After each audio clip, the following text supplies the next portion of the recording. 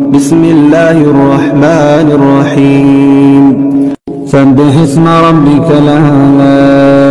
الذي خلق فسوى والذي قدر فهدى والذي أخرج المرعى فجعله غثاء نحوا سنقرئك فلا تنسى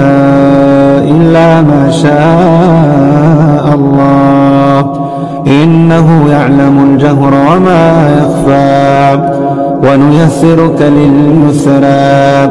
فذكر إن نفعت الذكرى سيذكر من يخشى